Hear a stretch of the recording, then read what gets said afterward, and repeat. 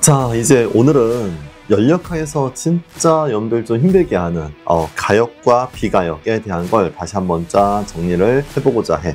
이거는 한번 듣고자 이야기가 쉽지가 않거든. 그래서 현장 수업 듣는 친구들도 이 영상을 또 보면서 아 맞다 이렇게 했던 거지 라는 걸 다시 한번 좀 상기했으면 좋겠고, 인터넷 강의 듣고 있는 친구들도 여러 번 좀 봤으면 좋겠다 싶은 느낌으로 이렇게 좀 짤막한 영상으로 준비해서 올려놓을 테니까 한번 보고 아 이런 식으로 이해했던 거지 라는 걸 한번 생각해보고, 이 가역과 비가역을 정확하게 이해하는 것 자체가 중요한 건 아니야. 근데 그 가역과 비가역을 잘 구분하고 끝까지 다 결론을 내보면 맨 마지막에 나오는 결론하고 중간중간에 나오는 그 공식들, 그게 이제 본 시험에서 계속 나오잖아. 그래서 내가 중간중간에 이 공식은 독립적으로 좀 기억해야 되고, 최종 결론, 이 결론이 왜 중요한지, 이 내용이 나중에 연력학에서 어떻게 이제 활용이 되는지, 그 이야기까지 한번 쭉 스토리를 만들어서 구성을 해줄게. 우선 가역과 비가역은 구분할 수 있는 형태 표현이 굉장히 다양해. 그래서 예전에는 진짜 어떤 학생들이 뭐 스터디를 하는데 뭐 이 친구는 가역과 비가역을 이렇게 알고 있고 저 친구도 저렇게 알고 있고 또 다른 친구도 다르게 알고 있고, 그러니까 그들이 이제 알고 있는 내용이 다 맞거든. 다 맞는데 서로 얘기를 막 나눠보니까 다 다른 것처럼 느껴지는 거야. 그래서 막 이제 싸우는, 그걸 이제 옆에서 한번 이렇게 좀 지켜본 적이 있었거든. 그래서 가역하고 비가역을 정확하게 이해하는 게 쉽지가 않구나, 또는 이걸 이해할 수 있는 형태의 어떤 표현들이 너무나 다양하구나 라는 거야. 그걸 다 한번 정리해보고 가역, 비가역이라는 표현이 왜 붙었는지도 한번 좀 설명해 줄게. 우선 가역이라는 거는 가장 기본적인 정의는 그거야. 처음부터 끝까지 이 중간을 알고 있는 거, 그게 가역이야. 그래서 만약에 가역, 등온, 팽창을 한다 그러면 여기서부터 여기까지 쭉 요 라인 따서 이렇게 움직이는 거지. 이게 가역, 등온, 팽창이야. 그래서 이런 유형 가역 과정은 정리가 무한대의 시간이 걸려야 돼. 그래서 진짜 이상적인 과정이고 실제 우리 주변에서 나타날 수 없는 과정인데 무한대의 시간이 걸쳐서 이게 조금씩 변하는 거. 그래서 예전에 어떤 물리 수업에서는 가역과 비가역을 표현할 때 어떤 피스톤 형태 용기에 가역적으로 팽창을 시켜. 그러면 이 위에 모래알을 막 쌓아놓고 이 모래알을 하나씩 없애. 몇 년에 걸쳐서 모래알을 하나씩 없애. 그럼 조금씩 압력이 줄어들지. 그러면서 조금씩 부피가 증가해. 그 과정이 가역이다 라고 설명을 하기도 하고, 그다음 비가역은 그냥 쉽게 생각하면 이 처음과 끝을 여기서부터 여기까지를 알 수 없는 거야. 그냥 확 잡아당기는 거지. 그러니까 우리 주변에서 나타나는 변화는 기본적으로 모두 다 비가역 과정이야. 가역 과정이라는 거는 이상적인 과정이고 실제 우리 주변에서 나타나지 않아. 그래서 여기서 시작, 여기서 끝, 중간을 몰라. 그치? 근데 보통은 일반 화학에서만 팽창을 할 때 비가역 팽창을 한다면 압력이 먼저 줄어들고 팽창을 해야 되는 거니까 일정한 외부 압력에 대해서 이렇게 팽창하는 과정을 비가역 팽창이라고 해. 그래서 확 잡아당길 때 압력이 일정하게, 외부 압력이 일정하게 이렇게 움직이는 과정을 비가역 팽창이라고 하고, 비가역 압축은 역시 압력을 먼저 꽉 눌릴 거니까 압력 먼저 확 증가하고 부피가 줄어드는 이 과정을 비가역 압축이라고 하기도 해. 그래서 상황을 좀 잘 구분해봐. 우선 비가역 팽창 이렇게 움직이는 거야. 그치? 그래서 외부 압력이 일정하게, 우선 압력이 확 줄어들고 이렇게 팽창하는 과정. 이때 이 개가 외부의 주위에 한 일의 양은 이 면적이지, 면적. 이게 비가역 팽창에서의 한 일이고, 비가역 압축이면 이렇게 움직이는 거, 이게 비가역 압축이야. 면 이렇게 압축될 때 그 개가 받은 일은 이때 압력에 대해서 이 면적만큼이 받은 일 되겠지. 그래서 그런 식으로 움직이는 게 비가역 과정이었다 라고 생각하고 요 내용을 볼게. 자, 비가역 팽창과 비가역 압축에서의 여러 가지 물리량들을 쫙 비교할 건데, 여기서 중간중간 나오는 공식하고 최종 결과가 진짜 중요하거든. 그래서 그거 하나하나씩 좀 잘 집중해서 쫓아왔으면 좋겠다. 자, 우선 하나씩. 우선 이 개가 팽창할 때 한 일의 양 W 먼저 볼 거야.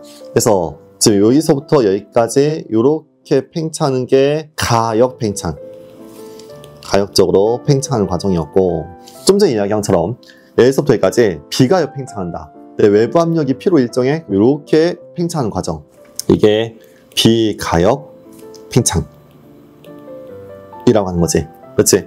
이 과정 중에서 W, 개의 일, 개가 주의 한 일을 가역과 비가역에서 이 크기만 비교할게. 값을 구하는 거 말고 크기만 비교해볼게. 자, 우선 팽창을 하잖아. 걔가 일 받은 거야, 일 한 거야? 일 한 거지. 일 했으면 W가 음수잖아. 음수인데 가역은 이만큼의 면적이 한 일의 양이야. 좀 큰 면적이지?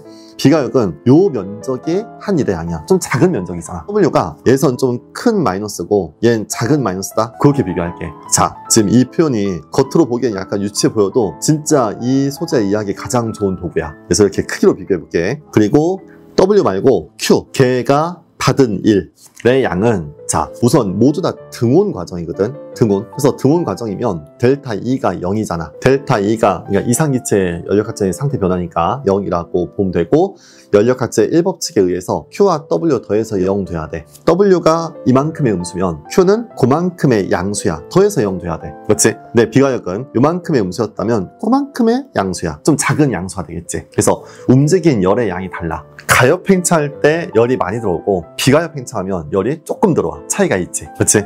그 다음이 뭐냐면 델타 S야. 엔트로피 변화. 그것도 개에 대한 엔트로피 변화. 자, 여기다 그 식을 하나 써보자. 여러분들 그 개의 델타 S, 이거 색깔 좀 빨간색으로 해야겠다. 개에 대한 델타 S 구하는 기본식이 어떻게 돼? T분의 Q지. 근데 중요한 게 여기서의 Q가 어떤 조건에서의 Q야? 맞지? 이 Q가 가역 조건에서의 Q야. 뭐가 아니고 비가역이 아니고. 그래서 비가역 팽창을 했어도 혹시 얘가 가역 팽창했으면 얼만큼 열이 움직였지라는 걸 가지고 온도 나눠야 걔에 대한 델타 S가 구해지는 거야. 여러분들 이거 진짜 질문 어마어마하게 많이 하는 거잖아. 걔에 대한 델타 S 구할 때 T분의 Q 가역이야. 그래서 여기서 Q 값을 구할 때 가역은 열의 양을 온도 나누면 돼. 근데 비가역은 요 열로 구하는 게 아니야. 가역으로 움직였을 때 얼만큼의 열이 움직였지라는 걸 가정해서 요 열량을 온도로 나눠야 돼. 그래서 가역으로 팽창할 때든 비가역 팽창할 때든 델타 S는 서로 어때? 똑같아. 이게 무슨 함수니까? 그렇지. 상태 함수니까. 그래서 여기서는 큰 양수를 온도 나눠서 델타 S가 구해지면 여기서도 똑같은 크기만큼의 양수를 온도 나눠서 구해져. 이 값은 동일해야 돼. 걔에 대한 델타 S는 그렇게 구하는 거야. 가역이다, 비가역이다 구분을 안 하지. 그냥 여기서부터 여기까지 등온이야. 그러면 NR, LN, V분의 V2 그렇게 구하잖아. 그게 가역적으로 밀렸을 때 Q가 얼마지? 그거를 각각 온도로 나눠서 그런 거야. 여기서 이제 좀 더 확장을 하면 봐봐. 주위에 대한 Q 값을 구할 거야. 주위. 그렇다면 주위는 이제 걔에서 요만큼의 열이 나갔으면 좀 큰 열을 걔가 받았잖아? 그럼 주위는 그만큼의 열을 뺏긴 거니까 큰 음수가 되는 거야. 근데 비가역은 요만큼 열 얻은 거지? 그럼 주위도 그만큼 열 뺏긴 거야. 그걸로 델타 S 주위를 구하잖아. 자, 요것도 위에 쓰자. 델타 S 주위 구하는 식이 어떻게 돼? 라고 하면 자, 이렇게 생각해야 돼. 걔라는 공간이 있다. 기체 공간이 있어. 걔 공간 이외에 전체 우주가 주위야. 요거 좀 없앨게. 걔라는 이 작은 공간 이외에 전체 우주가 주위야. 그러면 전체 우주 입장에서는 걔에서 아무리 큰 열이 급작스럽게 확 튀어나가도 굉장히 미미한 양이야. 극소리 양이야. 아까 모래알 하나 없애는 걸로 가역적인 팽창을 설명했던 것처럼 주위는 여기서 아무리 큰 열이 튀어나가도 진짜 핵이 터져서 막 엄청나게 열이 막 나갔어. 그래도 전체 우주 입장에서는 그냥 그 소량이야. 모래알 하나도 안 돼. 그래서 주위의 델타 S는 가역과 비가역을 구분하지 않고 움직인 열량은 모두 다 가역적인 열이라고 할 수 있을 만큼 극소량이기 때문에 그냥 그 열을 온도로 나눠. 그래서 주위가 얻었거나 뺏긴 열을 그대로 온도로 나눈 게 델타 S 주위가 되는 거야. 가역과 비가역 구분 안 해. 그치? 여러분들 문제 풀어보잖아. 기출문제 풀어보면 이거 생각보다 많이 물어봐. 주위에 대한 델타 S. 이게 걔에 대한 게 중요할 것 같으니까 걔만 물어볼 것 같잖아. 아니야. 주위를 은근히 많이 물어봐. 그래서 요 공식도 이렇게 가자. 가역과 비가역을 구분 안 해. 그냥 움직인 열을 온도 나누면 돼. 그래서 빨간색 해야지. 여기에서의 델타 S는 이때 움직인 이 열을 가지고 구하는 거야. 많은 열 뺏겼으면 그걸로 주위의 델타 S가 구해져. 작은 열 뺏겼잖아? 그럼 이걸로 주위의 델타 S 구하는 거야. 그치? 그러면 이 열량으로 온도 나눈 게 주위의 델타 S고 이 열량으로 온도 나눈 게 주위의 델타 S면 주위의 델타 S는 서로 달라. 그럼 상태함수가 아니야? 아니야, 상태함수야. 근데 왜 달라? 주위는 상태가 달라진 거야. 그치? 그 마지막 결론. 그래서 델타 S 우주 전체 델타 S 전체 우주의 델타 S는 봐봐. 가역적인 변화에서는 이만큼의 델타 S가 계속 움직였으면 그만큼 주위가 감소하니까 이거 더해서 0이 나와. 0. 가역적인 변화에서는 전체 우주의 델타 S가 변화가 없어. 0이야. 근데 비가역적인 변화는 걔에서 이만큼의 엔트로피가 증가했고 주위는 요만큼 감소했잖아. 그러니까 걔에서 더 크게 증가했지? 그럼 더해서 양수가 남아. 플러스가 남아. 그래서 전체 우주의 델타 S는 가역적인 변화에서는 0이고 비가역적인 변화에서는 양수가 되는 거야. 우선 상황이 됐지. 자, 이걸 이해했는지 압축 과정에서 이 소재를 빠르게 다시 한번 해볼게. 압축에서는 이렇게 되는 거지. 여기서부터 여기까지 이렇게 가역적인 압축을 하면 역시 무한대의 시간에 걸쳐서 조금씩 압축되는 거고, 비가역은 압력이 먼저 확 증가했다가 압축이 되는 거지. 가역과 비가역에서 WK, Q, 델타 S, K, 주위의 Q, 주위의 델타 S 하고 전체 우주의 델타 S까지를 빠르게 한번 해보면, 가역에서는 이제 압축된 거니까 이를 받았지? 이 면적만큼 양수야. 그렇지? 그만큼 양수야. 근데 비가역 압축은 이제 요 면적만큼의 양수지. 좀 더 면적이 커졌지. 더 큰 양수라고 적을게. 자, 이게 유치해 보여도 이해하기 제일 좋다고. 자, 그리고 어쨌든 압축도 들어온 과정이니까 델타 E는 0이 나와야 돼. Q와 W 더해서 0 돼야 돼. 그래서 여기서는 Q가 요만큼의 음수고 여기서는 이만큼의 음수야. 그리고 걔에 대한 델타 S는 비가역적으로 움직였어도 가역적으로 움직였을 때 요 열량으로 구해야 되니까 요 마이너스의 온도 나눈 거고 이 마이너스의 온도를 나눈 거야. 그치? 그런데 주인은 여기선 작은 열 뺏겼으니까 작은 열 얻었고 여기선 큰 열을 뺏겼으니까 더 큰 열을 얻었어. 그걸로 델타 S 주위가 구해지는 거야. 작은 열 얻었으면 엔트로피가 조금 증가하고 큰 열 얻었으면 엔트로피가 크게 증가하겠지. 주위는 걔 이외에 전체 우주가 주위였다. 그래서 아무리 큰 열이 나가도 그냥 그걸 가지고 델타 S를 구할 수 있다. 그러면 다시 결론. 걔에서 요만큼 무질서가 감소한 것만큼 주위는 그만큼 증가하니까 다시 델타 S 우주는 0이 나와. 그런데 비가역은 걔에서 이만큼의 열을 뺏긴 거와 그 엔트로피 감소했고 주위는 더 큰 열을 얻은 걸로 엔트로피가 크게 증가하니까 더해서 양수가 남아. 팽창을 하던 압축이 되던 가역적인 변화에서는 항상 전체 델타 S 우주가 0이야. 그치? 여기서도 0이야. 근데 비가역적으로 움직이면 델타 S 우주가 양수고 여기서도 델타 S 우주가 양수야. 자, 이 결론을 뭐라고 하는 거야? 가역적인 변화가 나타나면 델타 S 우주는 0이다. 비가역적인 변화가 나타나면 델타 S 우주는 양수다. 라는 걸 뭐라고 해? 연력학 제2법칙이라고 하지. 연력학 제2법칙을 이해하기 가장 좋은 설명을 해가준 거야. 이거보다 더 쉽게 할 수는 없어. 너희들 연력학 2법칙을 대학교 때 공부한 친구들은 진짜 이거구나 라는 게 확 느껴질 거야. 연력학 2법칙을 이해하기 가장 좋은 표현은 지금 이야기한 이거야. 물리에서 이야기하는 연력학 2법칙의 표현이 있고 화학에서 이야기하는 연력학 2법칙의 표현이 있는데, 화학에서 이야기한 연력학 2법칙은 지금 이야기한 이거야. 델타 S 우주가 0보다 크거나 같아야 된다. 그래서 좀 더 세분화시키면 델타 S 우주가 0인 거는 가역적인 변화야. 가역적인 변화에서는 델타 S 우주가 0이야. 전체 우주에 어떤 변화가 없어. 근데 비가역적인 변화에서는 델타 S 우주가 양수야. 그래서 이걸 조금 더 해석을 하면 실제 우리 주변에서 어떤 화학 반응이 막 일어날 때 가역적인 반응이라는 게 있어 없어? 정의상 평형을 딱 이루는 상태를 가역이라고 하긴 해. 근데 실제 어떤 변화가 나타나면 반응이 조금이라도 움직이잖아. 그럼 모두 다 비가역 과정이야.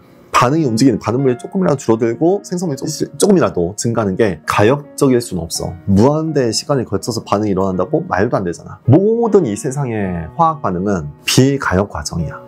그래서 이 모든 이 세상의 화학 반응이 일어날 때마다 우주의 엔트로피가 증가하는 거야. 그걸로 엔트로피는 계속 팽창한다는 걸 증명할 수 있고 우주 공간이 넓어진다는 것도 증명할 수 있고 별과 별 사이 거리가 어떻게 멀어지는지 우주 팽창을 그렇게 설명하거든. 그래서 무질서도는 계속 증가하는 거야. 이걸 마치 시간의 화살이다라고 표현하기도 하는데 무질서도는 증가할 수밖에 없어. 모두 다 비가역적 과정이니까. 이걸 우리 편입화학에서 문제로 나온다면 어떻게 문제가 나오냐면, 어떤 변화가 나타날 때, 반응이 움직일 때 결국에 우주의 엔트로피가 증가해야 되잖아. 그럼 결국에 우주의 엔트로피가 증가하는 쪽으로만 화학 반응은 자발적이야. 그 반응이 정반응과 역반응과 우주의 엔트로피가 증가하는 쪽으로 일어나. 그래서 화학 반응은 우주의 엔트로피가 증가되는 방향, 자발적이야. 그래서 연력학의 최종 목적은 이거지. 이 반응이 어디로 흘러가고 얼만큼 반응하겠냐는 거야. 이 반응은 우주의 높이가 증가한 쪽으로 가. 그리고 언제까지 일어나? 우주의 높이가 더 이상 증가하지 않을 때까지 일어나. 그걸로 이 반응이 얼만큼 흘러가는지를 수치적으로 다 정리한 거야. 신기하지 않냐? 하나도 안 신기하지. 이게 시험을 목적으로 공부하면 조금 이제 그런가 보다 하고 넘어갈 수 있는데 한번 잘 생각해보면 자연계의 변화가 마구잡이로 막 흘러가는 게 아니고 이게 어느 방향으로 어떻게 흘러가는지 수학적으로 수치적으로 다 계산해서 구할 수 있다는 거야. 이 숫자가 될 때까지 이 반응이 흘러가게 되는 거야. 그래서 이 연력학 이 법칙에 대한 결론을 어떻게 설명하면 가장 쉬울까 진짜 많이 고민해서 이렇게 전달하니까 한번 잘 정리해보고, 마지막으로 이건 약간 쿠키 영상인데, 원래 가역이라는 표현이 여기에 가능한 거, 비가역이라는 표현이 여기에 불가능하다는 의미잖아. 그래서 이거를 나도 대학교 때 수업 들을 때 교수님이 그런 얘기 하더라고. 유리컵이 깨진 건 비가역적이래. 다시 컵이 될 수 없대. 그러다 머릿속으로 그게 뭔 소리 하는 거야. 유리를 다 모아서 녹여서 다시 컵 만들면 컵 될 수 있는 거 아니야? 이게 왜 비가역이지? 이해가 안 됐거든. 그래서 이걸 또 이런 비슷한 질문을 하는 친구도 있을 것 같아서 내가 한번 설명해 볼게. 가역과 비가역이 왜 가역, 왜 비가역 이라는 표현이 붙었냐면 이런 거야. 만약에 A점부터 B점까지 등온 가역 팽창을 해. 이렇게 팽창을 해. 다시 압축이 돼. 그래서 A로 다시 와. 그러면 A에서부터 B로 갔다가 다시 A로 올 수 있지. 그럼 걔는 처음으로 왔잖아. 이건 가역적으로 갔다 온 거야. 혹시 비가역적으로 팽창했다 오면은 비가역적으로 팽창했다가 비가역적으로 다시 와. 역시 여기가 A고 여기가 B면 A에서부터 B로 갔다가 A로 왔지. 그렇지? 비가역적으로도 B로 갔다 A로 올 수 있어. 왜 A로 못 와? 올 수 있어. 올 수 있는데 왜 비가역이라는 표현이 붙었냐면, 가역적으로 팽창할 때는 이때 전체 우주의 높이는 일정하지. 델타에서 우주가 0이잖아. B에서 A로 올 때도 델타에서 우주가 0이지. 그러면 A에서부터 시작해서 B 갔다가 다시 A로 왔을 때 전체 우주의 높이는 변화가 없어. 그러니까 맨 처음으로 돌아간 거야. 그런데 비가역은 팽창하는 동안에 델타에서 우주가 양수지, 압축되는 동안에 델타에서 우주가 양수야. 그러면 처음에서 A에서부터 시작했다가 B로 갔다가 다시 A로 왔어. 그 동안에 전체 델타 S 우주는 0보다 커졌지. 그러니까 아까 우주와 똑같지가 않다는 거야. 그래서 가역은 우주 전체가 아까로 돌아갔어. 근데 비가역은 아까 우주와 지금 우주는 달라. 그래서 비가역이라는 표현이 붙은 거야. 걔는 어떻게든 처음으로 갈 수 있어. 걔는 갈 수 있어. 근데 전체 우주가 아까로는 갈 수 없다는 거야. 그래서 물리학자들이 타임머신을 만들어도 미래로는 갈 수 있대. 근데 과거로는 갈 수가 없대. 왜? 과거는 엔트로피가 감소해야 되거든. 그럼 법칙이 어긋난다는 거야. 그렇게 해서 비가역이라는 표현이 붙었구나. 아까 우주로 우리는 되돌아갈 수가 없구나 라고 이해하면 될 것 같아.